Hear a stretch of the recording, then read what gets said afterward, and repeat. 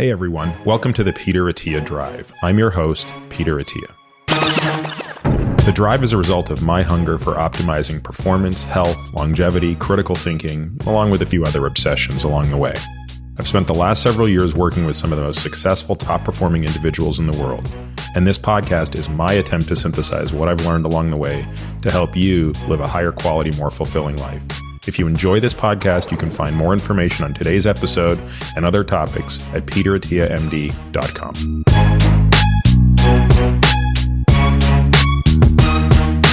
Hey everybody, welcome to this week's episode of The Drive. I'd like to take a couple of minutes to talk about why we don't run ads on this podcast. If you're listening to this, you probably already know, but the two things I care most about professionally are how to live longer and how to live better. I have a complete fascination and obsession with this topic. I practice it professionally, and I've seen firsthand how access to information is basically all people need to make better decisions and improve the quality of their lives.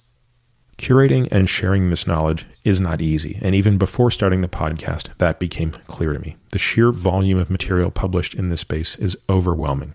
I'm fortunate to have a great team that helps me continue learning and sharing this information with you. To take one example, our show notes are in a league of their own. In fact, we now have a full-time person that is dedicated to producing those, and the feedback has mirrored this. So all of this raises a natural question. How will we continue to fund the work necessary to support this? As you probably know, the tried and true way to do this is to sell ads. But after a lot of contemplation, that model just doesn't feel right to me for a few reasons. Now, the first and most important of these is trust. I'm not sure how you could trust me if I'm telling you about something when you know I'm being paid by the company that makes it to tell you about it. Another reason selling ads doesn't feel right to me is because I just know myself. I have a really hard time advocating for something that I'm not absolutely nuts for. So if I don't feel that way about something, I don't know how I can talk about it enthusiastically. So instead of selling ads, I've chosen to do what a handful of others have proved can work over time, and that is to create a subscriber model for my audience. This keeps my relationship with you both simple and honest. If you value what I'm doing, you can become a member. In exchange, you'll get the benefits above and beyond what's available for free. It's that simple. It's my goal to ensure that no matter what level you choose to support us at, you will get back more than you give. So, for example, members will receive full access to the exclusive show notes, including other things that we plan to build upon. These are useful beyond just the podcast, especially given the technical nature of many of our shows.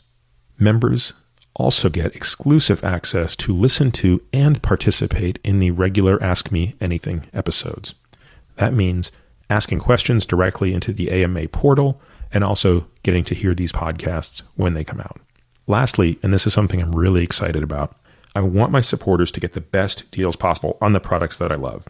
And as I said, we're not taking ad dollars from anyone, but instead what I'd like to do is work with companies who make the products that I already love and would already talk about for free and have them pass savings on to you. Again, the podcast will remain free to all, but my hope is that many of you will find enough value in, one, the podcast itself, and two, the additional content exclusive for members. I want to thank you for taking a moment to listen to this. If you learn from and find value in the content I produce, please consider supporting us directly by signing up for a monthly subscription. My guest this week is Ric Elias. Ric is a dear friend. I got to meet him in 2013. I had seen his TED Talk, which at the time was, and to this day remains, my favorite TED Talk of all time. And I was speaking at TED Med. Someone there knew what a fan I was of Ric, and a few minutes following my talk introduced me to Ric, and it sort of became a love at first sight.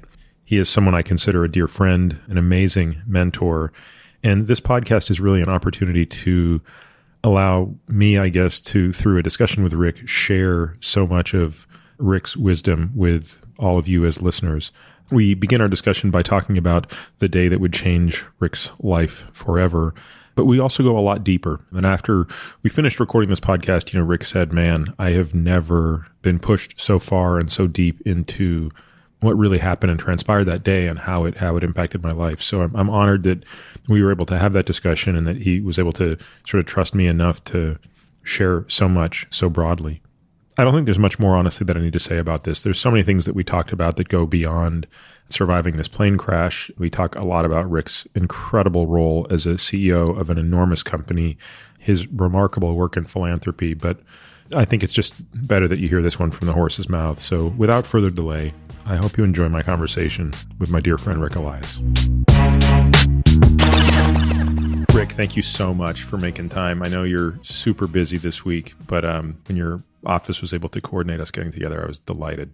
It is so much fun to be with you today, Peter. I'm a huge fan of your podcast and we're dear friends. So when you asked me to be on it, I was honored. A lot of people have heard me talk about you. I wrote a blog post, I don't know, probably 5 years ago about how your TED Talk was at the time and actually still remains my favorite TED Talk of all time. It's a very short talk, and I'm sure for folks who haven't heard it yet, we'll make sure we link to it. But I can't resist starting with that story. So let's just put the profundity niceties aside and just go straight to it. Thursday, January 15th, 2009, you're in New York City. Why were you here?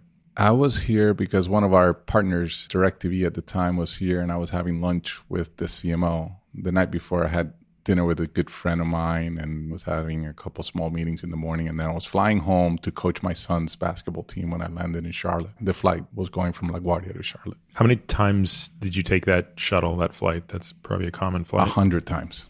Yeah. Do you remember having breakfast that morning? I went to play hoops in the Reebok Club on the Upper East Side. And it was a cold morning and it was snowing, big flakes. And I chose to walk because it was so beautiful. How would you describe your life at that point in time? How big was Red Ventures, your company? We had about 700 employees. We'd gone on this really nice growth spurt after really struggling the first 4 years. We started in 2000. So we were doing really well, but we were at risk of two bad things happening and not having a business. So there was this kind of constant juxtaposition of this is not going to last. I actually told our employees, enjoy the good old days. They won't last forever. And they were annoyed by me saying that, but it was the reminder that this was very fleeting. Would you have described yourself as a happy person? Like, how would people describe Ric back then? Yeah, generally, I'm a very positive person. I like to think that I've lived through a lot of great things in my life, some that have actually happened. Right? So that's like how I see world. And since I was a kid, that said, I was super stressed. I was trying to build a business so that we could sell it and I could go do other things in life. Your kids at the time were how old? My daughter was in first grade. My son was in second grade. And so how were you thinking about balancing the incredible stress of running a 700-person company, the travel that comes with that, and then being the dad, being the coach, being the husband? Was that balance, did it feel in balance to you? Looking back, it was completely out of balance. And I kind of rationalized myself around quality over quantity. And I would literally talk myself into, well, at least I'm coaching my son. Or I was like many of us are during those stages, just really taxed mentally. And my wife really carried the burden of raising our kids. And I look back on it and it was 95.5 when it should have been a different number. Jeez. Yeah, 95.5. I can relate. You were staying at a hotel that morning when you got up? I don't remember the hotel. It was in the Upper East because of basketball in the morning, which it was priority. Life revolved around basketball. 5:30 a.m. run, which is great. This is pre-Uber, I'm guessing, 2009. So you probably took a taxi to LaGuardia. Yes. Do you remember anything about your transit from getting through security, getting on that plane, anything about it? It was hard given that it's such a routine for you. Yes, I do remember. Because of that impact, everything around it becomes kind of much more real, but it's a wacky story. I remember I was a little early, which I never was, and I went and got a soft-serve ice cream at McDonald's. And I worked out really hard that morning, and that was the only place where I did this. And, I think that it'll change that whole eating area, but I'm making love to this ice cream. It just tastes so freaking good. I'm literally just enjoying my vanilla ice cream while I wait for whatever an hour for my flight. And I started walking to the gate, and it was so good that I turned around and went and had another one, which I'd never done. I can relate to that as well, by the way. Although soft serve ice cream isn't a particular weakness of mine, but there are other airport weaknesses I have. Trail mix is my airport weakness. That's why you look the way you do and the way I look. I don't know. I would say the ice cream is probably no worse for you than the trail mix, by the way. So They call you guys to board on the plane. You're sitting at the front of the plane. Yeah, it was a really kind of crappy day. It was gray, it was cold, it was wet, kind of gone out of snow and rain. So it was not the most pleasant day in New York. So I boarded, I was in first class, so we boarded first. And I remember sitting in my seat and kind of processing, okay, here's all the stuff I got to do on the plane. As soon as I land, I got to do this. And then when I come back, I'm like brain is super busy. Just thinking about the never-ending list of things to accomplish. You listening to music or anything? Do you know? I'm not. I'm just sitting there kind of vegging a little bit, just thinking about life. So 2009, we would have been sort of third generation. iPhone and BlackBerry were probably the dominant things. Which one were you using? I had just switched, literally like 2 days before. So you're on like an early iPhone. An early iPhone. And then the first row, so you can't have a bag under your legs. They have to go up. And so I'm sitting there, and it was a little bit of a slow departing. I think because of the weather, things kind of back up. What time was it? This is afternoon. It was afternoon. It was like at 2:30 or something like that. And I remember kind of dozing. You know, the plane puts you to sleep. And so I was kind of going in and out of that as the plane took off. And I was very cognizant when we kind of took off. I was kind of in and out of consciousness right when we took off. How long after the takeoff do you know something is not right? So about 3 minutes. I think we're about 4,500 feet up or something like that. There's a massive explosion. Bam! Like a pipe bomb. Right? And this was 10 years after September 11th, but it's still September 11th. And for all of us who lived through that. And I had the really lucky seat because I can see the flight attendant kind of kitty corner. I looked at her. We were still flying. We were horizontal, and I looked at her, and she was calm. Her eyes were calm. And I was like, okay, we probably lost an engine. And for the next couple minutes, Peter, all you could hear was the engine struggling, clack, clack, clack, clack, like they were trying to restart it. When you go look at the transcript, that's what they were doing. There was a really nasty smell going into the cabin. So it smelled like a really Something bad, burnt? Yeah, burnt, like burned and kind of not. He had turned the plane pretty quickly. We were heading back into New York. And in my mind, I'm like, okay, I'm not coaching today. The flight attendant's eyes told me all I had to hear, which is, it's going to be a long travel day. So when you're leaving LaGuardia, you're up and circling around. So you're sort of over Queens. Yes. And you shouldn't be coming back over Manhattan, right? Correct? Right, correct. So what do you see out the window? I am in the aisle. You're in the aisle, so right? I'm not really seeing out the window necessarily. I'm just literally for this 2 minutes just going like, wow, this is really bizarre. I got to figure out who coaches practice for my son. And, you know, that's all I was thinking about. Was the next sign that something was wrong the reduction in sound in the cabin? So about 90 seconds before we hit down. So 2 minutes pass of this. Of the engine trying to restart. Right. And then Captain Sullenberger gets on the voice system for the first time, and he only says 3 words. He says, brace for impact. At the same time, they turn off the struggling engines, and he lines up the plane with the Hudson River. You and I have been here long enough, or flown enough, that there's no runway right at the end of the Hudson River. So I knew in that moment, 100% with certainty, that we were going to die. I looked at the flight attendant's eyes, and it was no longer annoyance. It was complete terror. I didn't know this, but in airline speak, that means we're not landing at an airport. And all of this happened in 90 seconds from when you... 2 minutes. So there's the 2 minutes from hitting to when he does that. And then there's 90 seconds as he's gliding the plane down. That you literally... Because you're now at the very top of Manhattan when this is happening, right? All the way up. Yeah. And you have 90 seconds to basically say goodbye to your life. What is really unique about that experience is you are 100% certain you're going to die. If anything, I was saying to myself, please blow up. I don't want this to break in 50 pieces and drown in this cold water. So you're kind of playing all these things out. And you are just realizing that there's no suffering. So you're not burning or drowning or something that would make it different. But you have 90 seconds to say goodbye. But you still don't know what that end is like, do you? I mean, it's not to get too morbid, but if I were in that situation, I wouldn't actually understand what the end is. I just seen enough documentaries to know that planes don't land in water. Yeah, they break into a million pieces and they spiral. So I didn't know how, but I know what was going to happen. And at this point, it's silent in the cockpit, or are people screaming? It was more silent than screaming. I'm first row, so I can't hear a ton. And you go into, imagine the amount of adrenaline that is going through your system as you are literally trapped to your death for 90 seconds. Did you think, I have time to make one phone call? I didn't have my phone. Your phone is up top. Yeah. It was very cleansing. I look back and I was raised Catholic. So first thing that crosses my mind is like, okay, I'm not a practicing Catholic, but you can repent and all sorts of good things could happen, right? And I asked myself that question, am I going to do something that I've chosen not to believe in this part of my life? And I didn't. And I said, I'm not a hypocrite. It may be... Meaning I'm going to live with the choices I've made. Yes, which was interesting for me to after my relationship with religion and so forth. But it was very powerful 90 seconds because the most important thing I realized was, wow, this all changed in an instant.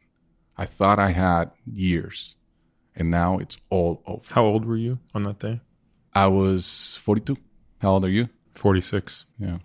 I thought we tend to believe we're going to live forever and it would all change in an instant. And I really had a ton of regret about the things that I did not get to. Things, experiences, people I needed to ask for forgiveness from, people I wanted to say again, I love you, people I wanted to hug one more time. And you're like, wow, it all changed. And then there's no going back and there's no turning that back. And that was one emotion. The other emotion, and also around regret, was really how much I had allowed my ego to become very active in my life and how I spent so much time being wronged by people or just spending so much time trying to be right versus choosing to be happy. I realized, wow, I've lived my life in a very wasteful way because so much of my energy has been spent on things that did not matter with people that did. You think about all the fights you've had with pick your wife. You don't even remember 30 days later what you fought about, yet you were so passionate about it. It just doesn't freaking matter. Yeah. And then the last kind of regret, because that's what it felt like, was this notion that I had not focused on the thing that matters most in my life. I inherently knew that my most important responsibility was to make sure my kids were the best versions of themselves. And I had completely delegated that to my wife in a very unfair way. And I had prioritized not just work, but just everything else. And so those were regrets, and I literally thought about all of that. But you know what was really interesting, Peter? Dying to me was not scary. I always thought it would be a scary moment. It was super sad because I didn't want to go. I really liked my life. I really wasn't done. I had lots of regrets, but it was not scary. And that in itself also has been clarifying for me. Had you spoken, or have you since spoken about this with the other people on the flight? And do you know if any of them felt that?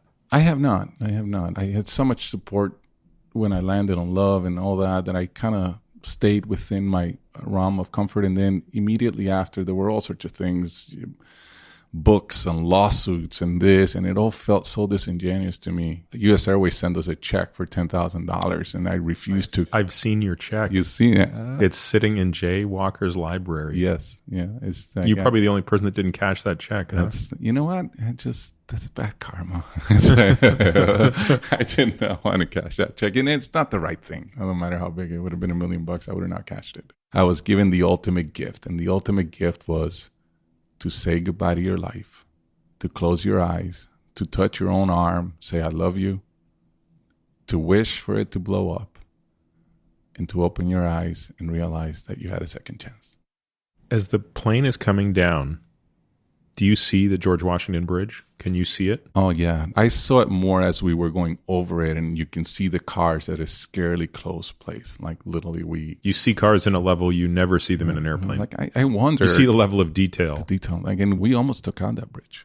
I don't know if you've seen the movie, but if he chooses to go to Teterboro, we take out a bunch of buildings. He literally made all these calculations that he didn't have enough thrust to get there. And he said, the only chance I have is to go in the water. And you will relate to this story because I know the struggle or your internal fight against authority when it's not well placed. And we've talked a lot about this. So when he communicates to the tower and said, I'm going in the water. And the tower goes like, please repeat, because they can't understand it. And basically he was done with protocol. He's like, I'm going to do my best to try to land this thing. There's all sorts of mathematical equations here. You know, we landed, I think, at 151 miles an hour or something like that. If we are at 1.53, we blow up at 149. We tip. The wind was like 12 and a half miles an hour at 14. This game, like there were so many things that had to be within such a small degree, all compounding into a moment that you can land a cylinder with 158 people full of gas. That's like hitting cement. Yeah. I just know that from sort of the literature on people who jump off bridges and into water. And when you jump off the Golden Gate Bridge, which is something like 220 feet up, much lower than where you guys are coming from, it is like hitting cement. And the only people who survive that jump are generally people who land exactly feet first. They end up breaking most bones. They break every bone in their feet, ankles, compress the spine, but at least they don't pivot, land sideways, have a rib tear through their liver or something awful like that. So yeah, it's like a wet cement landing. I don't know if I've ever told you this story, but about 5 years ago, I met a guy through a friend. We were in Houston and the three of us were having dinner. And somehow it came up that this guy was in a helicopter crash. He was the only one that survived. There was a pilot, maybe three or four other people in the helicopter and him. And there was a technical malfunction in the helicopter. I don't remember exactly what it was, but it was one of those things where it was clear they were crashing and it was clear they were all going to die. I mean, helicopters just look like the most unstable things when they're out of control. And interestingly, it was about the same length of time. He had about 2 minutes of crashing and he hadn't heard of you. So he hadn't seen your TED Talk. After the fact, he did. Of course, I directed him to it. And what blew my mind, Rick, was the similarity in the way he described that 2 minutes. He said, Peter, you'll think this is crazy, but I just wasn't afraid to die. But boy, was I sad.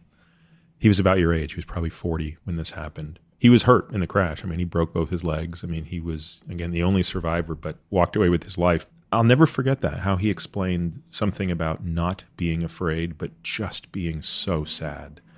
Yeah, it makes me wonder how many other people on that plane would echo that same thought. Obviously, I can't relate, so I don't know what that means. I feel like I'd be afraid, but I'm looking at a man who's been through it and tells me that that's not what he felt. I just bought a lucky ticket. So when did you close your eyes? How far do you think you were above the water? You know, when you fly a lot, you can almost sense when you're going to hit. Even if you're dozing off, you feel the ground coming, right? So when about 10 seconds left, I can feel the countdown in my system. And 10, 9. And that's when I grabbed my arm and I said, I love you. Why did you do that? I think I had a sense of needing comfort as you exit life. There was probably a lot of acceptance in that statement. Subconsciously. Prior to that, were you someone who struggled with loving yourself? Were you hard on yourself? No. I have many issues. That's not one of them. That's interesting. I'm very hard on myself. I wonder if I would even have the foresight to think that. It's a beautiful sentiment. What was the sound like? It was, he puts the tail and then kind of the nose just jams. So it was a violent accident. And then we skid to the left. I have my eyes closed. I open my eyes and I am completely disoriented because I'm expecting to be upside down. Like if I left my eyes open, I think I would have been much more oriented. And it took me a split second to realize that this looked like a cruise ship. We had this plane sitting on the water kind of all around us. When your eyes open, the plane is still moving? I don't remember. I don't think so. I think it come to a stop or close to coming to a stop. Was there any part of you that thought this is death? I'm dead. This is an afterlife. This is sort of a few circuits firing in what remains of my central nervous system, but I'm actually dead. Like, I mean, what is... It didn't to me. You would think that would be a very realistic... It just was so quick, right? That it was confusing. It was unusual. You know, when you have zero probability of something and it happens, you're like, did that really happen? And immediately we went into kind of, holy cow, we got to get out of here. Do you have a moment of realizing what has happened? Or do you immediately shift into business mode of, okay, now it's an emergency excavation. Now it's like all that stuff that nobody pays attention to when the plane is taking off. The slide, how does the slide work? Who takes the door off? How many doors are there? Where is the nearest door? All that stuff. You guys go right into that mode. And is it orderly? Is it chaotic? Are people screaming, clapping, crying? What's happening? That plane was not equipped for water. That's why people were standing on the wings, not on rafts. I don't understand. What do you mean So it wasn't equipped for water? if you look, I first remember class, the pictures. there's rafts. Yeah. But in the coach section, there were no rafts because that plane was not supposed to go over water. So that's why nothing deployed when you open those emergency doors. Only you can stand on the wings. I thought every plane had that. No. If the plane had landed on the east side, there's not the ferries and the hustle and bustle of where we landed. That thing was taking water. They evacuated the people from the wing because we were sinking. So there were so many things. There were a bunch of ferries around us as soon as we landed. So it never felt like we were not going to be safe in that regard. But on the east side, I think it would have been different. How cold was the water? Do you remember the feeling? It was very cold. But adrenaline takes over, so it's only cold after. It wasn't cold in the moment. And I'll tell you a story that I have really not shared with many people. I think because I was tired from hooping and staying out late and working and all this stuff and eating so much sugar before getting on the plane. I'm kind of comatose sitting there on my seat as people are boarding. Late in the boarding process, an elderly lady in a wheelchair and her is coming down the ramp. And my voice inside of me, and I've done this before, says, get up, give up your seat. Right? Go sit and coach. I'm 6'5", but you know what? It's the right thing to do. And then I'm tired. It's not a long flight. I'm being completely selfish. And then her daughter's behind the person that is helping the lady. I'm like, there's two of them. We can't do it. And I'm pretty sure this guy won't give the seat, right? So I rationalize myself to being completely selfish. So once we are in the rafts, and I know that this elderly lady is in the back of the plane, I start freaking out because I know she can't walk. So I start screaming, where's the lady? Where's the lady? We're in the raft. And by the way, it was really interesting in the raft. In our side, some people were completely frozen. They couldn't understand anything. Some people were panicking in the raft. And then there was a handful of us that were like, okay, let's problem solve. And eventually the older lady comes to the front of the plane. They bring her in because they got to put her in a raft. And I grab her. And I'm sitting there, and she's completely traumatized by this. And I'm just thinking about, oh my goodness, my last act would have been one of my most selfish acts. It was an interesting emotion. And then when we got to the ferry, we had to climb about 10 steps. Everybody evacuated. I'm the bigger guy. I'm saying, I'll bring this lady up. The guys were trying to hold her. Peter, I think something crazy happened as I'm going up this frozen ladder with no gloves, no anything, no jacket, and I'm holding her basically in my chest. My hand slips. I was within a split second of dropping an 80-year-old in the water. And I grabbed, and it was all of this is happening in this moment. As soon as I got to the top of the boat and she was safe, we were all safe, I started crying. Like the river of emotion was insane. What about others? Did they experience that? I mean, I'm guessing that different people are processing this at totally different speeds. There are probably still people who don't actually understand what has happened. It sounds like you're in post-processing on some level. Are you talking amongst each other? No. Everybody, as soon as one of the people on the ferry, I grabbed the phone. I really wanted to call my wife. By then, she was at the pediatrician with the kids, and her sister called her and goes, where's Rick? And she's like, he's coming from New York. She goes, turn the TV on. And Brenda turned the TV, and she thought that we all had died. So she's crying at the pediatricians. The kids are screaming. And I call from a random number, and as she tells the story, she thinks it's the police saying, hey, your husband died. Right, random New York number. It's like, and I call, and I say, honey, I'm okay. And like she screams, he's alive. And the kids are completely confused. They just lost their dad, but he's alive. And so everybody, we were passing on this phone and all of that. Where was the crew at this time? So most people ended up on the New York side. Some people ended up in the New Jersey side. I ended up in the New York side, and I think it was Pier 42. And my guess is the crew is the last to get off the plane. They have to make sure everybody's off. And I'm guessing Sully is the last of the last. 100%. And he ends up, I'll tell you a quick story on Sully. So we end up in, by the way, New York is an amazing city in so many ways. Yeah, if something's going to go wrong, this is the city to have it happen. You got the best rescue. You've Unbelievable. The first responders, by the time we got to the pier, they were like... There's hot chocolate waiting for you. The Red Cross and, there were priests and rabbis and everybody, and they're kind. And it was amazing. We were sitting there and they're interviewing everybody because they don't know foul play and whatever, right? And before they release anybody, they need to interview everybody. 3 hours later, they start putting us in buses to take us to a hotel, and Captain Sully standing there, what it looked like fully dressed, stoic, probably contemplating what in the world just happened. And I went up to him. There was nobody around him. And I went up to him and I said, Captain, I didn't know his name. I said, thank you for saving our lives.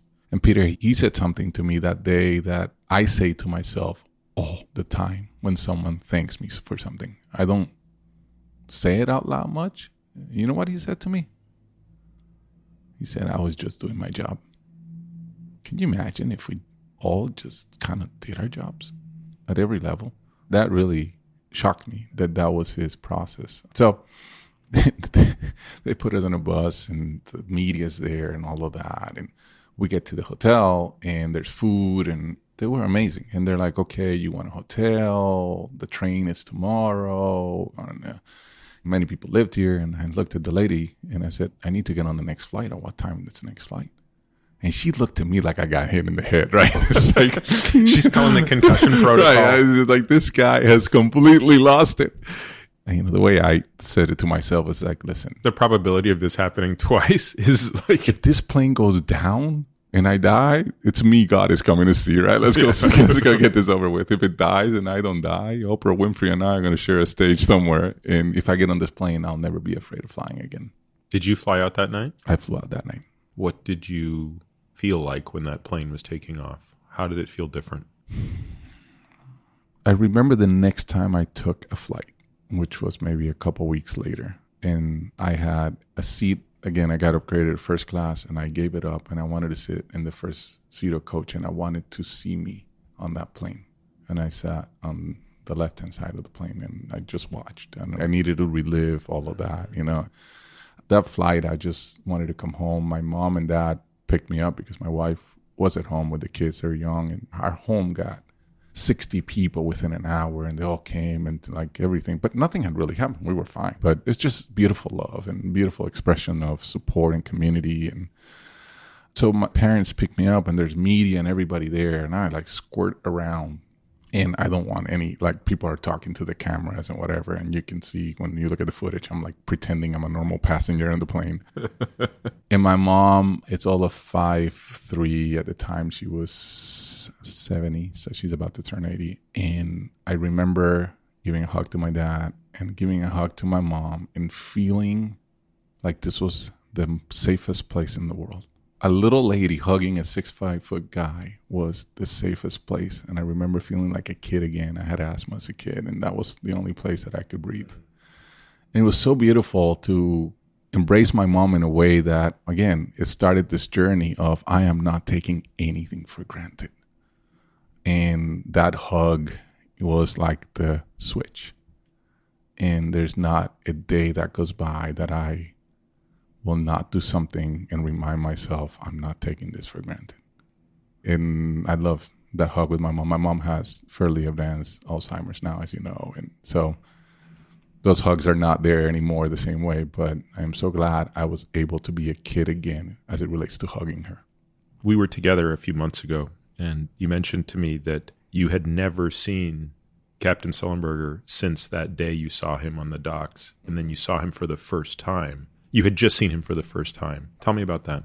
So one of our companies is the Points Guy, and the Points Guy has a big award show here at the Intrepid, and he was going to be the guest of honor. And Brian, who is the Points Guy and a good partner and a good friend, he's like, hey, would you like to introduce him? And I said, I will be honored. Why had you not sought him out earlier? I wasn't ready. I have a big idea that I've been working on, and I'm going to do something my way. I had said thank you to him that day, and I know he had been overburdened. And I said, the world will bring our energies again. And so we're in the red carpet, this big event, hundreds and hundreds and hundreds of people, all sorts of things. And he knows that I'm introducing him, and he knows that I was a passenger. And I'm like, I am so curious as to how I'm going to react. I see him. I shake his hand. We embrace. This we lock is before eyes. you're introducing him? Before. And Peter, not a word came out of my mouth. There was nothing coming out of my mouth. And it was amazing. And it didn't have to come out of my mouth. He could see my eyes, what I wanted to say in a way that was so deep. And he understood. And I saw in his eyes a connection that two human beings can't manufacture. It was really an amazing moment to see the person that saved your life, and then to have the honor of introducing him a couple hours later and give him an award. How did you even think about and prepare for making introductory remarks in that setting? Did you wing it? Did you plan it? I planned it, but I didn't write it. Just like the TED Talk. I'm not a great memorizer, but I need to have a framework, and I need to let my heart go. I told a few stories when I introduced him of that day, of a very kind guy that basically gave everything he had that day to all of us, and he was going under. And I talked about the first responders, and I told the story of him doing his job as the core of this. But what was unique to him is literally he had prepared for that moment his whole life. And I went through his background as an instructor in the Navy, as a glide instructor. All the things that he had done was because he will tell other pilots, you're only a pilot when you lose an engine. And he literally had prepared his whole life to be a pilot, not for the tens of hours he flown, but for the moment that he lost an engine that he didn't think it would be two. So I admired him doing his job. Do you get the sense from all you now know about the details of that, what percentage of pilots that fly commercial airlines could have done that under the same setting? I mean, we can never know the answer to that, and I'm guessing the answer isn't a lot. But I know very little about this, of course, but watching the movie, reading the book, that sort of thing. But it seemed like improbable that a lot of people could have acted the way he did because of the length of time they had to process. To me, it was, maybe I'm incorrect, by the way, because I'm not a pilot. Maybe I don't even understand all the nuance. But to me, the single most important thing was how quickly he could process information and make a decision about what to do. And even a pilot with more technical skill, and I don't know how much more technical skill one could have or need, but if you took an extra 15 seconds to come to the same decision, it wouldn't have mattered. To your point earlier, if he had tried to go to Teterboro, no way. You're plowing over land, if not hitting the bridge on the way to New Jersey. If he tried to turn to LaGuardia, he's probably plowing through Manhattan at that point. So, I don't know. I mean, I think the answer is close to zero, if not zero, because there are a bunch of factors. I think because he was a gliding instructor, I don't know how many of them are out there, but it was what allowed him to place that plane in the water in a way, because he had taught flying for so long and he had prepared pilots for this. But more importantly, there were all those factors that all had to fit within a very narrow margin. So even him, in other moments where other factors go, and then there's a lot of luck. One of those wings tips the water and we go through it. So the odds of that kind of situation happening, it's close to zero. Do you remember the scene in Saving Private Ryan at the end of the movie when the character played by Tom Hanks is dying and Private Ryan, who's been saved, basically is sort of coming to grips with the realization that in an effort to save his life, an entire group of men have died. And the character played by Tom Hanks basically says to him just two words, earn this. Did you feel some sense of, look, I've always lived my life. I didn't know you before this, but I'm imagining you were not that different a person. I don't think you overnight became the great guy you are today. But did you feel a bigger sense of obligation to your community, both your immediate community, meaning your family, but your larger community, which is your company, and then the even broader community than that, which is the world around you? Has that changed in any way? 100%. A couple of days later, in my own quietness, I was trying to make sense of all of this now. And I made a commitment to myself. I made a promise to myself that when I die in 6 months, 6 years, or 60 years, if you help me live long, hopefully longer, I am going to ask myself one question. And this is how I would judge my life. And that question is, did I earn my gift? And I was given the ultimate gift because we in our evolution can't process death. Otherwise, we would have never left the cave. I left the cave. I was given the gift. And that gift is a responsibility, not a gift. Who do you think was the first person around you to see that difference? I mean, I have to guess your wife must have, just because of her proximity to you and how close the two of you are. What do you think she noticed first, once the dust settled, meaning the months that followed? Now think about the clarity of not postponing anything, not dealing with negative energy, and focusing on what matters. So my 3 thoughts as the plane was landing of no regrets. I try to live a life of no regrets. And by no means is perfect. But if I was to, index the amount of negative moments I've had with my wife, I bet you they're under 10% of what they used to be. I ask for forgiveness, not because I may have done something wrong, but because someone was offended by what I did. I choose to be happy, not righteous. I want to sort of focus on that a little bit, because even just if nobody listening to this can relate to that, I still want the benefit, but I suspect I'm not alone. When I was a kid, actually in high school, and I was a struggling high school student, and I wouldn't say I showed no potential, but it was certainly not clear what I was supposed to be when I grew up. All I wanted to be was a professional boxer. But they made me take this aptitude test. And it was not about sort of academic aptitude, but more of emotional, like where would you fit? And I remember the result of the test was the strongest signal they had ever seen for someone who values justice and things to be in correct order. And they were like, well, you've probably got a career in law enforcement ahead of you, son. You really ought to consider joining the police force, or maybe you end up going to law school and you'll become a judge. But you really have this strong arc of justice. You just want justice. And I think that that's sort of a detriment sometimes. I think it's because you get into these arguments with your spouse. And even if you're going to be objective, in some situations they're wrong and you're right. But you're right.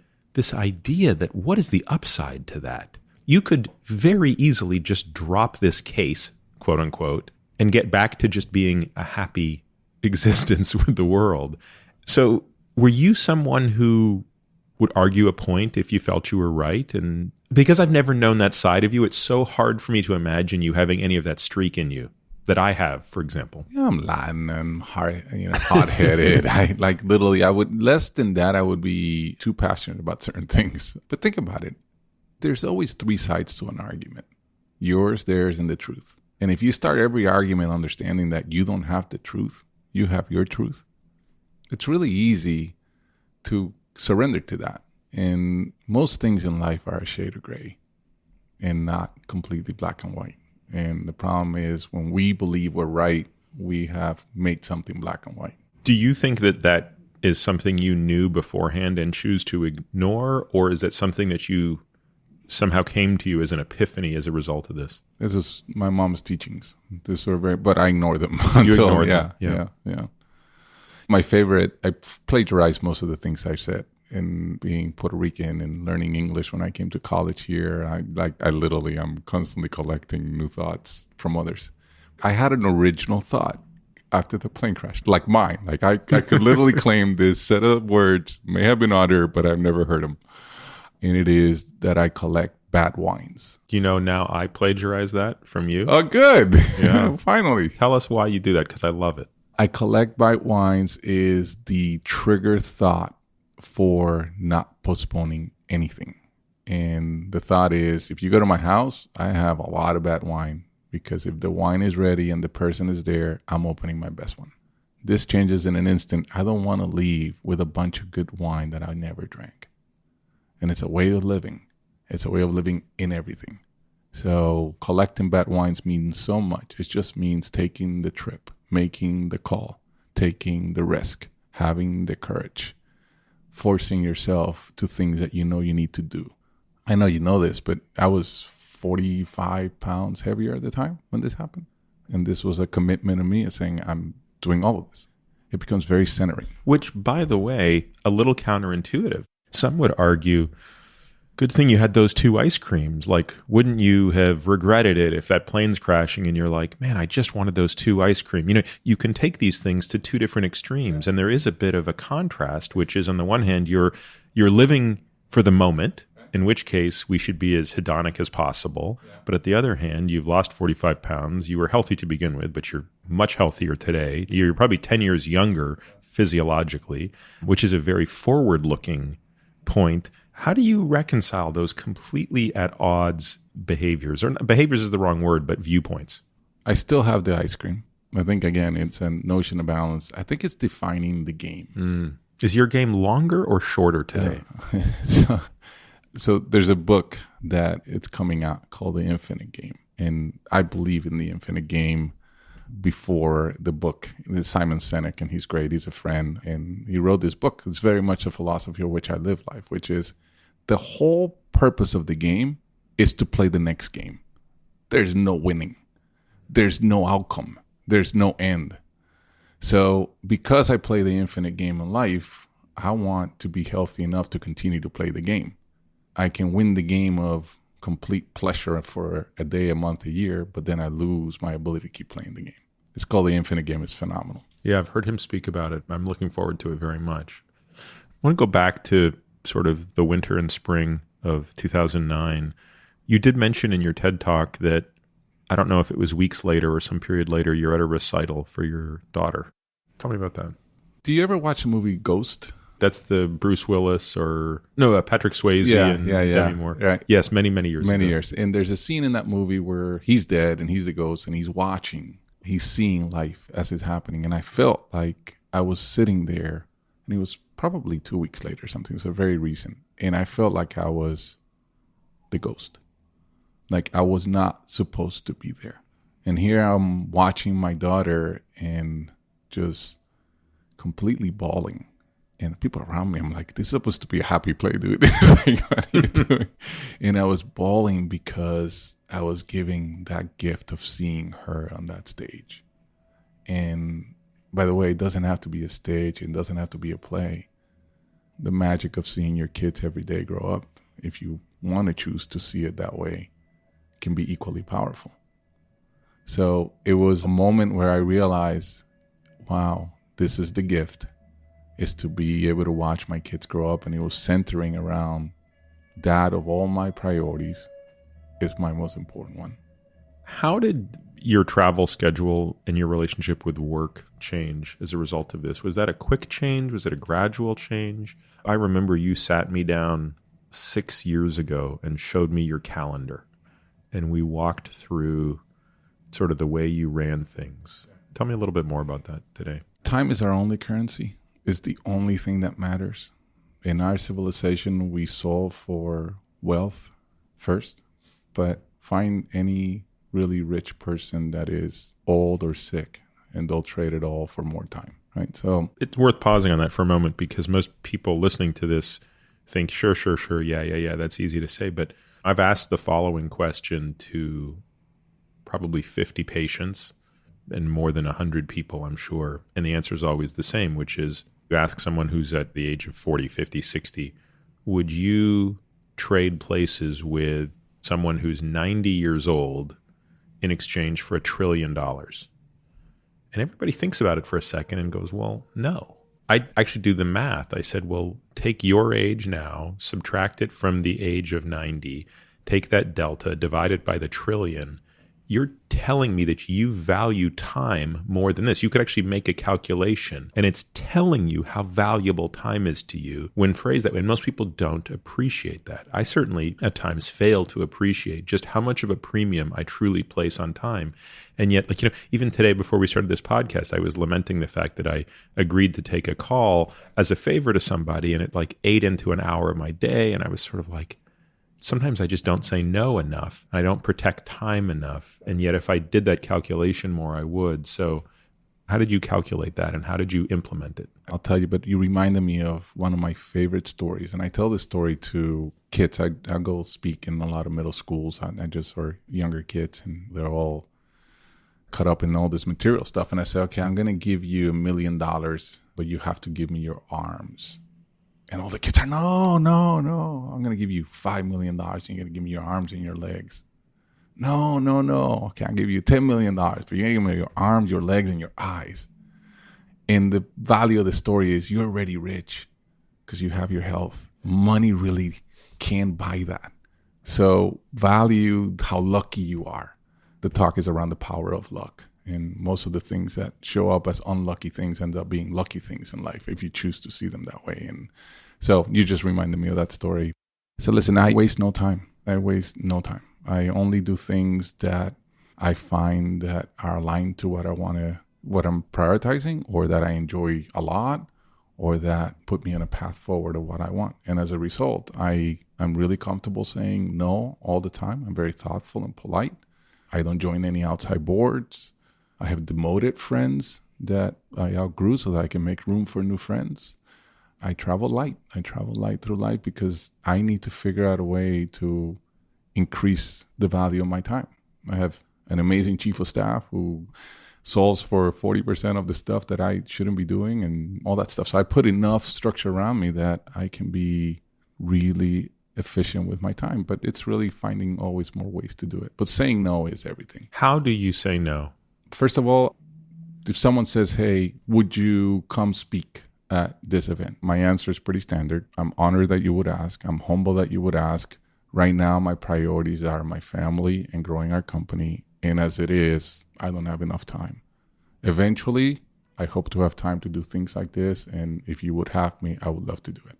Does it feel bad to say no? Oh, no. Because when you're saying yes, you're saying no to something else.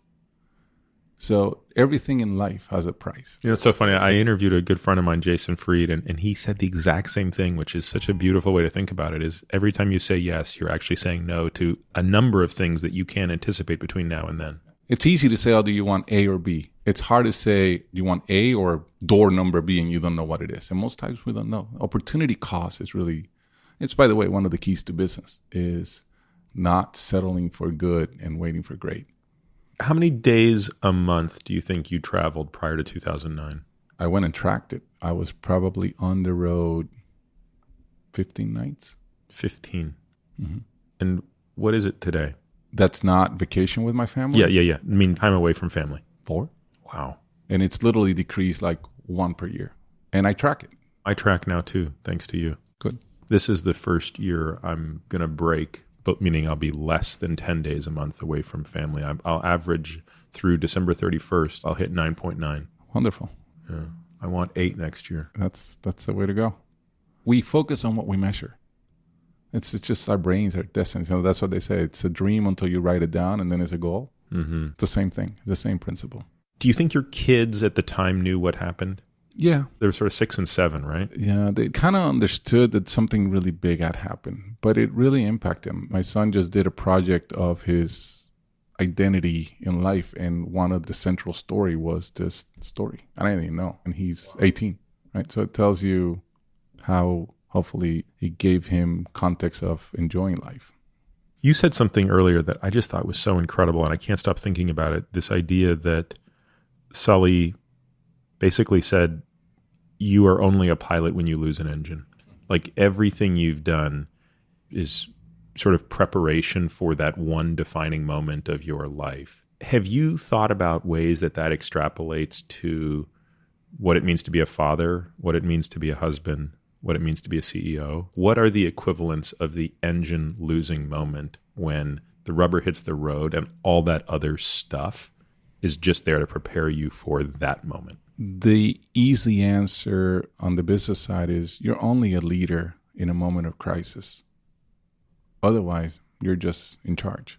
So, and you as a leader have to prepare yourself for the moment of crisis. And it's going to come. And unfortunately, because economically we've been in such a big 9-10 year period, there's a lot of people that don't have the temperament to deal with what's coming. Maybe in a year, maybe in 3, maybe next month. It doesn't matter. It's coming. There's going to be a year. So that's the easier one, is bringing your organization along to understand that when things change, we're going to have to lead, and doing fire drills around it and doing scenario planning around, okay, what happens if we have a data breach? What happens if we have this issue? What happens? Like all those things we do, not constantly, but we do them enough to create consciousness about it. And then time will tell. When the crisis comes, are you going to be able to lead or not? I find it interesting when people call themselves leaders and they've never done anything in a time of crisis. I'm like, oh, you're in charge. I'm not sure you're a leader yet. I think with kids, we, like many other families, have had to deal with our share of experiences with teenagers that are very, very hard. And our kids are in a good path and they're going to be great, but it hasn't been easy at all. And has been really, and Brenda and I talk about it a lot, not only has it united us even stronger to help our kids through their situations, but I've learned more about myself through being a dad. Because hard driving people like you and I think we know. And what you realize that your key of being a father or a mother is to find their gift and then to help them get to their gift and accept them for their strengths and their weaknesses. And the last thing you want a kid to feel is shame. And when we want something different for our kids than what they seem to want, there's a high chance you end up shaming them without wanting to or guilting them. So I think for a parent to lead is to meet the kid where they are and finding their natural bent and encouraging it and making them their best version of themselves. And that was not apparent to me when I signed up for this. This has been with two teenagers that are super gifted and super kind, but they are teenagers and they have to deal with a lot of stuff you and I didn't have to deal, and it's not easy. I'm dreading every second of it, truthfully, because I do think kids today live in a world, maybe every parent says that. Maybe my parents felt the same way. Who knows? But I think it looks brutal to be a teenager today. Maybe what I'm telling you is that you're going to have to grow up a lot to be able to do that well. That's what we've sought a lot of help, and it's been great. And we have dug in and we've done a lot of research and we tried a lot of things that haven't worked, and it's a real commitment. And by the way, we're not out of the woods yet. Well, I mean, I'm just going to get incredibly selfish for a moment and just ask for some advice. So how do you handle things like electronics and social media? Like, what have you learned? And this doesn't necessarily have to be at the expense of your own relationship with your kids, but even from other parents. Again, you have a company of thousands of employees. You have a purview into the lives of more than just your own. What advice do you give parents who are trying to think through those issues? I'll tell you an anecdote. So last week, my daughter's school had a trip to Disneyland. And my daughter is one of the few kids in her class that does not have a smartphone or a cell phone at all. So most of the kids do. And they're driving up, and it's my wife and another mom that are driving up in sort of the minivan, and there's the 4 kids are in the back. And 3 of them have a phone. And my daughter gets my wife's phone, and they're playing with it. And at one point, my wife looks back, and she says all 4 of them are glued to the phones. They're not talking. They're not interacting at all. It's like a road trip, and they're all glued to these phones. And so she sort of says, hey, guys, let's put the phones away, and you guys got to do something. You got to talk. You got to play a game. You got to whatever. Okay, well, extract that moment for a second, and you realize there is a lot of stuff that they're missing. And you could argue, look, maybe they're getting things we didn't get that were better for them. Who knows? But to see the lack of basic socialization concerns me. How do you, or what advice do you have to navigate that? I don't have better advice than others. I think kids should be kids, meaning parents should decide what are the controls. You don't give kid a remote to the TV and say, do whatever you want. I think my mom said, which I love, raising teenagers is a tug of war you ultimately must lose, because that's how they become adults. So there has to be enough tension. You can't lose at 13. It's at 19 they have to. But you have to be losing incrementally. Yeah. You can't be winning and then lose. So it's a tug of war that you're the resistance. So you also have to think about it kid specific. Every kid is different. Age specific. But you also don't want them to be the misfit. You also don't want them to be missing out. And we kind of tend to project our reality into others. They're going to live in a world where your kids are probably never going to drive. Your kids are going to live with probably not even a cell phone. They're going to see screens in their glasses. They're going to do all this stuff that you can't even understand. They're going to live in a mix of a VR world and a real world. You want your kid to be able to be successful, happy, settle, whatever it is your goal in that world, not in 1982. of the VHS. So you also got to remind yourself that this is you can't hold on to the past so much. You can't. And, I find very interesting, I have this conversation with lots of friends. If you ask anybody, what is your goal for your kid?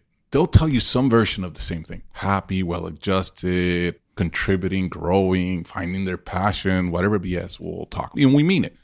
But then you watch the way we raise kids is overschedule, 2 sports, a trainer, a this, a that, another coach, pre-SAT, pre-this, take it 6 times. Did that really help? Did stressing kids out to that extent? They're like, oh, why are they so stressed? Well, we're making them super stressed. This culture is stressful enough. And I think as parents, we judge so much of our own self-esteem by what others think about our kids that we fail to understand what really is our goal. If you really want your kid to be happy, adjusted, whatever, you would do a lot of things differently. So back to your question of just remind yourself what is it that you're trying to do and try to align to that. It's a great point you make about, I was telling you a story before we started about my son and that moment I had in that experience where I realized, man, how is it that I've let my ego become tied up in his behavior? How is it that how he behaves in public as a 5-year-old and when he has a temper tantrum, I somehow internalize that as people are looking at me as a bad parent? I mean, it feels so silly to even say that out loud, but I don't think I'm the first person that's felt that. And that gets carried forward. I think that is such a big part of the overscheduling, overdoing it. It's hard. We make so many mistakes ourselves and we look at each other and we're like, what are we doing? Like, it's a long race. I do believe, I think it was outliers or whatever, but I do believe that the more you make kids feel comfortable and successful in the race they're on, we judge ourselves against our relative set. So put kids in situations that they feel like they are progressing and they'll find whatever their ceiling is in a long enough time. So many kids quit sports because we push them too hard too early. And they're like, this doesn't feel good. This has produced no endorphins at all. On the contrary, right? So I think a lot of the issues with kids in this age is the parents, not the kids. And we want to blame electronics and all this stuff that are issues. But the issue is really that I don't think we're that honest as parents in terms of our goals and our actions. Why do you think that has changed in a generation? I mean, you've spoken a little bit about your parents, and it's kind of amazing, right? So they seem to be wise beyond their years. Your mom's comment about the tug of war that has to slowly be lost is honestly one of the most insightful things I've ever heard about parenting. Were your parents as educated as you are? I was born in a Latin family, and my dad is an amazing guy, but my mom raised us, 4 kids in 6 years, and I think that the definition of one's life success is where do you come from and where did you end? Did you help advance the cause of our race, the human race, and you do that through your family first? And if you're lucky enough through your community, if you're lucky enough in a broader way like you who are impacting a broader set of people. But I think the ultimately goal of life is to make it better for others, starting with your kids. And I think my mom is the most successful person I know because of what she was given versus what she gave us. How old were you guys when you left Puerto Rico? I came to the U.S. to go to college. So I came to Boston College in January of 1990. Oh, so your family stayed? Yeah, born and raised. Yeah. Okay. What was that like to show up in Boston at 18 or whatever you were? Ignorance is a wonderful bliss. If I knew what I did not know, I would have never come. I really think that ignorance is a bliss. I showed up as a second semester freshman because it was the year after Doug Flutie. And there were no dorms. And my parents are like, we're not paying for an apartment. So I came as a second semester freshman. And they put me in a plane. They gave me $200. My dad said, go be a man. And I got on a plane. I didn't even know how to go to the gate by myself. Traveled a few times out of Puerto Rico. And what I realized as soon as I got to Boston is I didn't really understand English. And I was ill-equipped to go to college. But overcoming that was the greatest gift. Why did you go so far into such a cold place? Why didn't you go to school in Florida, for example? Or I don't know. My uncle said Boston is great. So I said, Boston is great. Doug Flutie said, I was raised in a Catholic school, so Boston College was Catholic. So I landed. I'm like, what in the world is this? And I ended up in the freshman Because you said camp. second semester, so it's winter when you showed up. And I showed up 5 days before anybody. I had $200, and I have lots of stories of like completely embarrassing things that happened as I went through this. And because I was ill-equipped, I was a misfit in every regard. And I never faced racism, which I did at the time. I faced all sorts of things that I'm glad I did because it made me a lot more aware of what other people go through. What had your parents or your mom even specifically done to prepare you for that moment? Taught me independence, taught me that... Where are you in the birth order of the... 3 out of 4, yeah. Did the 2 above you leave Puerto Rico for college? My brother, one above, is in Kansas City as a doctor, and my sister went and then came back after a couple of years. Did you talk to them about it before you left? Technically, my brother wrote my essays. I think I gave him something in Spanglish and he wrote them and I got in. Hopefully they don't take my degree away. If so, we'll find somebody to give you an honorary one instead. Tell me about the remainder of those 3.5 years, though. Obviously, it set you on a good path and you decided to stay. Yeah, I came here wanting to go back to Puerto Rico, and halfway through, and I love this country. I love what this is about. I worked at Fenway Park as a security guard. I drove a limo in the summers. So I was hustling, making money. My dad said, I'll pay a third. You get loans for a third. And I had an academic scholarship for a third, but you're responsible for your own money. So it was the greatest thing. Yet I don't know why I wouldn't do that to my kids, because it's very different. Do you think about that? Do you think about your story of coming here as an immigrant, having nothing, is a story that many people can relate to. And because of your success, your kids have a privilege that you've never had. How do you think about imparting on them some of the, I don't know if lessons is the right word, or internal fortitude, or whatever, call it what you want to call it. How do you think about that? I actually think about it almost the inverse of what you said. I think it's really hard to be our kids. I think we're giving them not privilege, we're giving them a big, big cross to carry. And I feel a lot of responsibility for not bearing so much of a shadow that my kids can't find their own son. And we travel in certain ways and whatever. What are you setting our kids up for? I think it's really hard. It's a lot easier to grow up the way I did, which I can do better. I think it's harder, and you have to set up a different game. You have to set up a game that they feel they can win. And you have to get them thinking about the infinite game of there's no end here. That's why so many of them end up in drugs and end up in other things, because they say, that's not something I can be successful at. First of all, I actually think you're correct. I think both of the statements are correct. So it's harder and easier, and that the hardness and easiness are actually coexisting and creating that dynamic.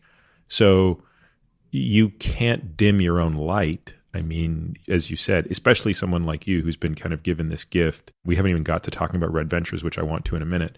You can't not be Ric Elias. So how can they be your kids? I think, first of all, it's not what you say, it's what you do. I work really, really hard. I want them to understand that working hard is part of the way you achieve things in life. To me, I don't have any issues with that, and as long as it's protecting our family time and what matters to us. I think, secondly, is how you treat other people. The best thing that you can do to teach your kids how to live is to treat strangers with kindness. They're watching your every action. They're watching, and by the way, it's you are a teacher all the time, and not with your words, because they won't hear you, but with your actions. So every time you find yourself, which we all do, getting upset about something with a driver or a waitress because something was cold, or a manager because they made you wait, and you get a little righteous, which we all do, you're doing the opposite. You're teaching them a behavior that is not going to help them. So I view our responsibility, the best thing I can do is model hard work, model giving and kindness, model good energy to other people, respect. We're lucky to know a lot of people that others would consider super famous, and I treat them exactly the same way that a stranger that is doing whatever job. And they see that. So those are the only things you can do. You can't apologize for your success, and you can't run away from it, but you have to talk to them about not, hey, I want you to get into an Ivy League school and I want you to do all this stuff. I want you to find your gift, and I want you to figure out a way to give that gift to others. Again, I think that's so well said. It's hard, and this is not a perfect journey, right? We're full of flaws in it. Were you ever a person that struggled to apologize before 2009? And if so, is it easier for you to apologize today? It was very hard. I'm very proud. I'm very competitive. And those two things, and I can rationalize anything as to why I was right. You know what, Peter? I apologize for things I don't even know what I did, because I don't give a shit. If it's creating negative energy, I can really easily say, listen, I am really sorry I offended you. It was not my intent. That's it. Move on. And I don't seek to understand and argue the counter argument. I was like, does this really matter? Am I going to remember it in 6 months? Is it going to change anything? Just move on. It's like a leakage of energy. And when you leak energy, it consumes time, and that's your only currency. Imagine if you were like, your toilet was running off $100 bills nonstop. Like, that's the visual. That's what a silly fight is. You know, you probably have the longest list of anybody I know of things that don't matter. What is on your list of things that do matter? What is worth fighting for? What is worth being upset about? Those are two different questions, so that's why my pause. Things that matter and things worth being upset about. I think injustice is worth being upset about. And obviously, based on everything you said, it's not about your own injustice. When the Uber driver doesn't show up and when the waitress spills your soup, that's not injustice. It's, as you know, I'm attracted to places where the system fails people that can't help themselves, that want to help themselves. That's kind of our sweet spot in all our social impact work. Let's talk a little bit about that, actually. I think to whom much is given, much is expected. And I think the best way to do any type of social impact work is using your platform, not just using your wallet, if you can. And so here I am. I have a thriving company with a lot of young people that are exceptional. How do I put them to do something that matters to them, which is give back, thickens our culture, but also allows us to do something that gives us our real purpose, which is leaving our wood pile higher than we found it. That's what we talk about as a company. That's the only purpose of the company. We're not going to go public. We're not going to sell. This is the infinite game. Someday it'll go to zero. Hopefully someone else is running it. This is a way that we spend our energy together, the people we work with and the problems we solve and all of that. So when you put it in that context of none of this really ultimately matters other than advancing the game, I am attracted to injustices where the system is not working. I'll give you an example will be undocumented kids. They're known as DACA now, and the Supreme Court is hearing the case. And these are kids that were brought here without 2 years old, 4-year-old, 6-year-old, illegally. The parents brought them here illegally. But we don't check education for primary school, secondary school, or high school. So many of these kids don't even know Spanish or whatever the language is. They never really remember being in their country. And by the time they get to 18, we said, sorry, you can't go to college. There's no federal financial aid because they're not citizens. And then there is no in-state tuition in about 26 states. So their chances of going to college are basically zero. And I'm not talking there's like thousands of these. There was about 1 million of these in 2010. Kids that were 0 to 18 that were investing all this money. So even if you want to take the Republican side of this, which is a valid argument, they're going to be a lot more productive if you educate them. That's the whole reason to do this. So they'll pay a lot more taxes. So DACA is, Obama passes his executive order where he says, okay, if you graduate college and you are undocumented and you're within these ages, you can get a work permit. So now going to college makes sense because it used to be that you got an education, there was no way to get a job. And that's what's getting debated right now. There's like 600,000 of these kids with work permits. We have about, I don't know, probably 50 of them working at Red Ventures right now. So what I did is... How many? 50. Wow. But we have 300 plus going through college that we're supporting. So Golden Door Scholars got launched. We did our first class of 12, then 17, then 25, then 30. We're now reviewing applicants for the next class. And this is the first time we're using non-DACA. So if you're undocumented, we're going to take a stance for you. And if you deserve to go to college, you are going to go. Our top 200 candidates, Peter, 3.91 unweighted GPA. Unweighted. Think about the waste of talent. None of those kids are going to college. Tell me what happens to those kids if they don't go to college. They end up working in a fast food place or just waste of time. Many times they don't even find a job. Because Do they ever go back to the country that they were born in? That's the problem. They don't feel culturally assimilated. They're American. A lot of them don't find out that they're undocumented until they go take a driver's license or something. They're like, you can't. It's very, very cruel for these kids. And they're your kids' friends. And they're as American as our kids are. I find those kids did not commit a crime. Those kids did not have a choice to move here at 2 years old. Those kids have done everything we've asked them of the system. What is this country all about? Isn't this the country where if you want to put in the work, we give you a chance? And so I find that to be a place that we put a lot of energy towards. 18 to 24, there's about 5.5 million young adults in the U.S. These are not undocumented. These are citizens, out of school or out of work, terminally underemployed. 5.5 million. And I think companies can do a lot more for them. So we set up a 501c3 called Road to Hire, where we're training these kids in coding, in tech, back tech, and all this stuff. And we're now opening the platform for the companies. So B of A and Novant and other companies in Charlotte are literally hiring these kids. We train them. It's an adulting school for 6 months, and we pay them to adult them. We train them skills, and then we put them in a 2-year apprenticeship program. And we hold their hands for 2 years. We have another program called Live Sports. 8th graders in Title I schools in Charlotte are 2 years behind on reading. Charlotte is probably no different than other places. Title I schools is assisted lunch. And our belief is that hope has an expiration date. And that expiration date educationally comes about that age. And sports is a universal language. So we have basketball, soccer, girls basketball, where we bring these kids in out of the worst schools every day.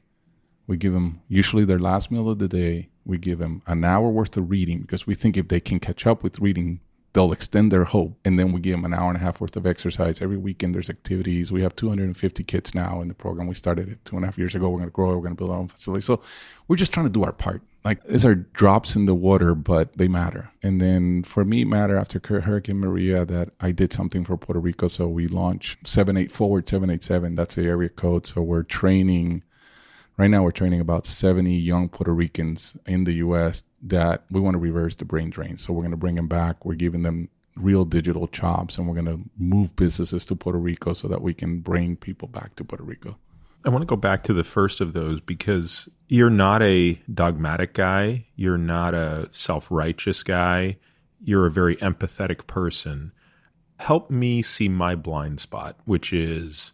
like you, well, no, you're one ahead of me. I'm first generation. So my parents came to the country with the $100 in the pocket sort of thing, worked like crazy, and now we get to live this better life. And because I saw a lot of that, I never really understood the sentiment against immigration. Now, part of that is because I grew up in Canada. So Canada, very different from the United States on many levels. If you were to try to explain from the standpoint of empathy, what do you think is the view that sort of opposes immigration or opposes immigration reform? Because even though you're very clearly on this side, you strike me as someone who can also see the other person's viewpoint. I think immigration is one of the hardest issues for us to contend because philosophically, this is a country of immigrants. Practically, this is a country that has lots of issues with its own people. So this is not an easy answer that you say, okay, here's the solution to immigration. And anything that we as a country decide as a policy will have pros and cons. So I don't tend to profess that we need to have immigration and we need to have immigration reform and we need to have better controls and we need to figure out what we do with 10 million immigrants. By the way, if we take all the illegal immigrants out of this country, we will not function. Because so many jobs that get done today that you and I rely directly and indirectly, no one wants to do. Our unemployment rate is sub 4%. So it's not like we have 18% unemployment rate and a line of people who want to do these jobs and immigrants are doing them for half the money. No. There's no people that are sitting waiting to do a job, and these jobs no one wants to do. Right? So I think we underestimate, but it's a real issue. And I think we have to deal with those 10 million people. I think kids should be dealt with separately. These are the DACA kids. And by the way, both Republicans and Democrats agree on the undocumented kids, but they don't want to give it up because then you give up whole immigration issue. Meaning it's the thin end of the wedge towards completely. The slippery slope of this other. Right. And so that's what the argument has been. Well, I'll give you that, but if we do this, and I don't know if the answer is a wall or no wall. I'm not educated enough. We need controls. We need smart immigration. We need... the fact that we have all these PhDs that we're educating at Stanford and all these places, and then we're sending them back when they want to stay here, that doesn't make sense, right? But it's not an easy answer. And there's a really good argument to say, listen, we can't take our resources and you open up the gate with Mexico and you have tens of millions of people from Central America and all that coming in. We don't have our house in order enough to be able to absorb that, as much of a humanitarian as you want to be. But there should be a thoughtful way that we allow different types of people to come. And some decisions could be very easy, which is any PhD out of our system. Some can be very humanitarian. We're going to bring in this amount of people. Some of them can be very thoughtful in terms of skills. But everything, again, I don't know enough, but there can be a lot around work permits. Right? The problem here is that it's an underground. It's an underworld. if you brought it above board and, About 5 years ago, maybe 6 years ago, I visited you at Red Ventures, and I got to spend a full day watching something you called a business review. I don't know why I came for that, but I knew I was really looking forward to it. So we must have been speaking about the way you manage teams. I think it just interested the heck out of me, and I was like, can I come and spend a day watching? And you were like, of course, we'd be honored to have you. I'll preface this by saying I don't have a degree in business. You went to Harvard, you have an MBA. But I was around a lot of Harvard MBAs and Stanford MBAs and stuff because I worked at McKinsey. So I know, I've been around the block. I can talk the talk a little bit. And I at least know enough to recognize when people know what they're talking about. I have never seen anything like I saw that day, Ric. Your ability to process information, to multitask, to make decisions, to sift through what was not relevant, and to always be asking the jugular question in the setting and context of more information than could be processed by any person, blew my mind. And to this day, more than 5 years later, I still talk about that day constantly. And when I ran into Dan, your partner, your co-founder, a few months ago, it was the first thing I asked him about. How are the business reviews? Right. Can you explain to people listening how this idea came about? Because I suspect that anybody who leads a team in any domain will find this to be illuminating. Yeah, first, I'm humbled by your words. I'm not really sure that I buy all of that. I think that I heard a quote that I loved. In life, there's two kinds of people. I heard it recently from a good friend of mine. The humble and those that are about to be humbled. So, I think our journey was such a struggle for the first 4 years. I don't know if you remember, we raised $2 million, and by November, we had no revenues and $100,000 left. And it took us 3 years to get back to zero. So when you taste your own blood for a long enough period of time, you realize that a lot of this is you got to fight the fight. And you got to stay with it, and you have to stay hungry. And a lot of this for me is avoiding complacency and all the things that end up killing most organizations. So really, you had 2 deaths. Probably, that's true. Yeah, you basically tasted death on January 15th, 2009, and you tasted death a few years earlier than that from a business perspective. Yeah, and for me, I gave my word to my friends that I was going to do all I could. And I wanted to go to my reunions. I decided we're gonna hustle, and we hustle, and by the way, I am so glad. Like, that is such a rich part of who we are. The humility that you see in our building. We have this beautiful campus, but I see car payments. Other people see success and stuff. So the business reviews have evolved and continue to evolve. One of our basic, you know that I don't. Maybe tell folks for a moment what Red Ventures does, even though I don't think that's relevant to the story. I think if you were running any business, it would be the same way. But just give people a bit of context. So it's changed twice since you were there, but today we are a significant network of digital assets that all have deep integrations into the different service providers. So we are trying to aggregate lots of services that consumer buys by owning assets like the Point Sky or Bankrate of All Connect or Healthline. So we have about 130 million uniques every month into our network of assets. And then we do very deep integrations with all the services providers, so all the card issuers, all the banks, everybody in healthcare, and basically trying to change the consumer experience digitally. That's a very different business than we were when you were there kind of 5 years ago. I don't know if you remember, but I don't believe that business should be run with values. And I had this really interesting debate with Meg Whitman at the same event we were at. I didn't get to watch yours. Yeah, and she's a much more accomplished CEO than I will ever be and all of that. And we were talking about culture, and she said, hey, it's all about your values. And then they asked me, and I said, well, to me, values is a noun. And I don't know how to run a business with nouns. I know how to run them with verbs. So we have a set of belief statements. By the way, we're not right, just the way that we choose to use the word. But we have a series of belief statements that anchor our culture. And in the middle of that belief statement, the core one in the middle, is everything is written in pencil. It's a wonderful belief statement because it helps us recruit. If you're somebody who wants certainty, you want all this stuff, you're never going to fit in. It allows us to evolve and change our mind because the world is changing so fast, so we're not anchored. And then it really gives us permission to experiment because everything is written in pencil. The last one is we believe that our leaving the wood power that we found that is our purpose. So that's Give us some of the others. The first one is we believe in running up the escalators. So that means that businesses have to play with pace. This is not about speed. This is about pace. The more reps you get, the more you iterate through problems. And business review is an example of a place that forces reps. And what that means is, how do you organize your organizational design? How do you compensate people? All those things really, really matter. Running a company is really like an orchestra. There's no right way. There's no perfect song as long as the orchestra is in harmony. Where you get in trouble is where there's dissonance in the orchestra and you see instruments kind of going their own way.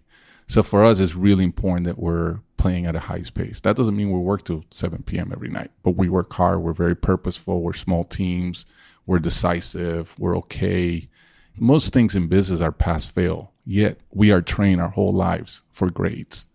And I think where a lot of leaders get in trouble is, this is why people have a hard time prioritizing. This is a pass-fail event. I'll put in 20% of the effort. I just pass. So in the business, really understanding what's pass-fail and what's grade is a really important kind of skill. And you do that when it's pass-fail, you just run up the escalator. So that will be another example. We're great people to work with. We believe that we want to be great people to work with. And I think diversity really matters in a company because you make better decisions. People not only feel accepted, they feel welcome. It is a way that it is important. But I think what diversity does, it lends the opportunity to create inclusion. And if you think about a lot of our social impact work and all of this, it's about creating inclusion for people that are not getting access to certain opportunities that we were lucky to have. So being great to work with is to being very, very much attuned that we all bring something unique to the company and to the table and so forth. But since they're all written in pencil, they're all going to change. So explain how business review works. And I know it has changed, by the way, but even the example of the one I saw, not that you could possibly remember that day 5 years ago or whatever,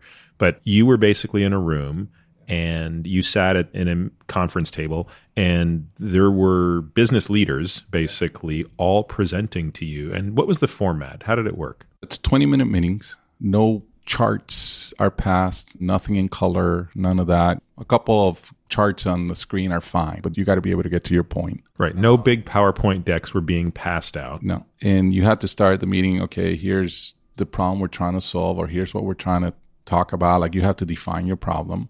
And then you went through it, and then we concluded with something. So there's many ways to organize meetings. Amazon does it with, you got to write something, I think it's 5 pages, and you come prepared to the meeting. There's no right way of doing anything, as long as people understand how you are going to calibrate work. But the pace of this was like nothing I'd ever seen, because I remember when I was getting ready to come forward and I wanted to sort of be mindful of what I was about to see so I could, if nothing, participate by asking a question that could be helpful. I remember them saying, okay, so it's, I forget the numbers, 27 meetings. And I was like, well, what do you mean 27 meetings? And they said they're 20 minutes each. It's a 10-hour day. You know, there's an hour break in there. And we keep it, everybody understands the clock. There is no, you play to the clock. One person would stand up there and explain some problem about, hey, we're doing this deal with AT&T and it's got to look like this and it's got to look like this, but boy, we can't get this deal done because blah, blah, blah, blah.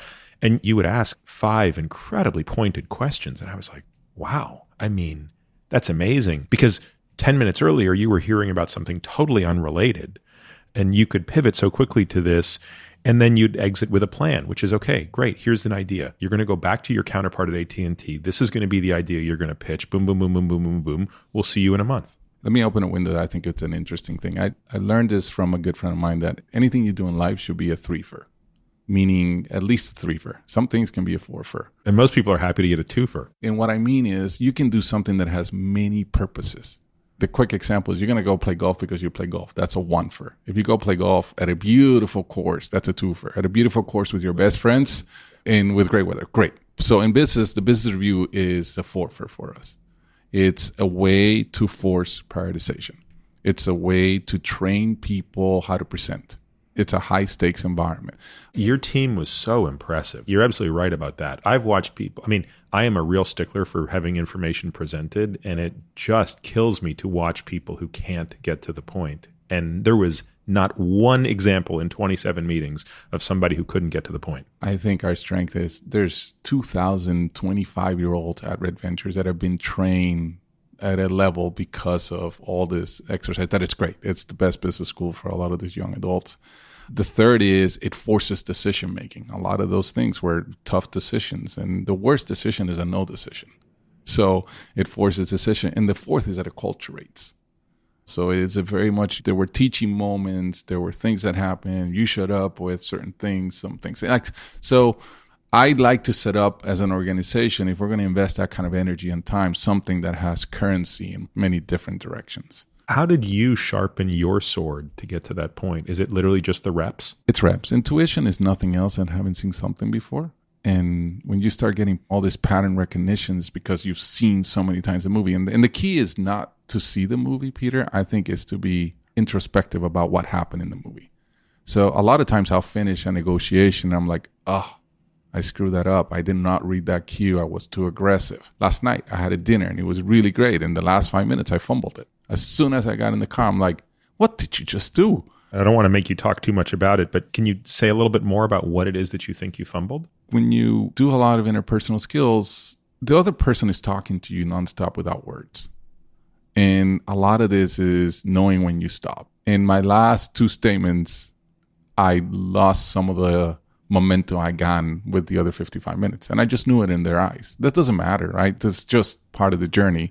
So my point being is you got to be super... Self-awareness is really important in life. Self-management is the key to success. Most people are like, oh, I'm self-aware. Well, can you self-regulate? Can you self-manage? Can you think about all the things you think about and you teach around longevity and nutrition and all that? It's the self-management part of that matters. I would take it one step further. I mean, I think the self-management on the emotional level might be the single most important of them all. To manage how you eat and exercise, I think is much easier than to manage your thoughts and your emotions in terms of how you interact with the world. That's so true. Yesterday morning, I had a negotiation. Someone flew in before I came to New York, and he was a pro. And the moment he sat down, I'm like, oh, this is going to be a good one. He was a master chess player.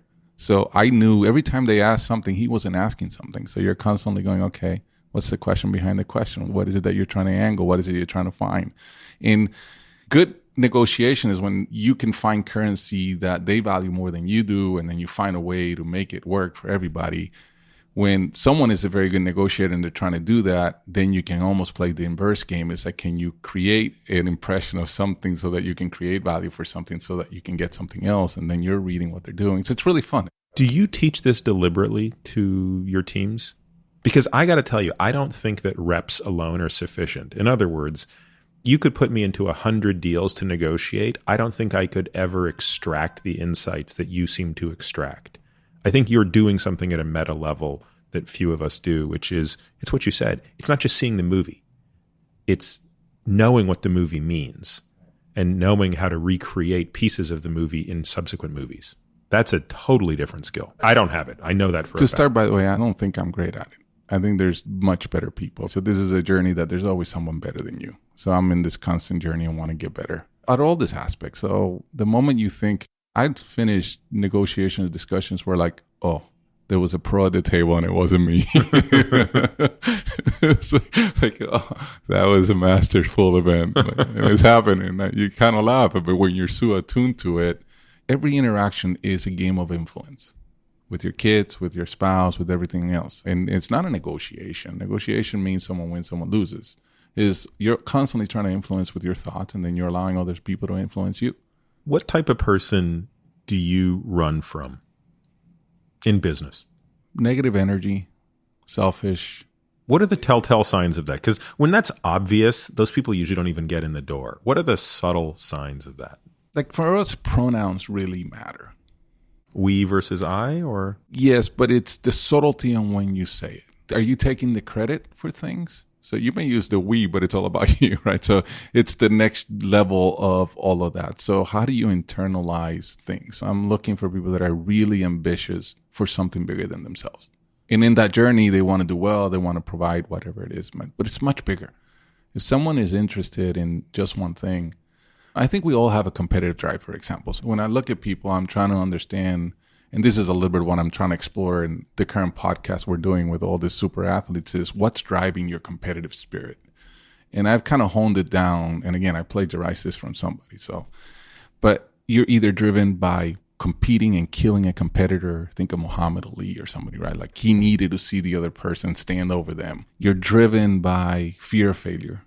I just interviewed Annie Roddick in the first episode of this podcast, and you can tell he's like, listen, I was driven completely by fear. But what you see is The first person is a warrior. And the warrior, unless they evolve, they know they'll lose the last battle. And therefore they quit. And you see it, and sometimes in boxing, they come back for one more, and that's when they lose and whatever. The person that is motivated by fear eventually taps out of exhaustion. And the more successful that they become, the harder they fall. They're like, I got to run. And I see a lot of friends of mine who quit at 48, 50, 52, and they have all this gas in the tank. And I realize that many of them are driven by fear of failure. And they just don't want that. The value of success is so much less than the pain of failing that they can't take the trade anymore.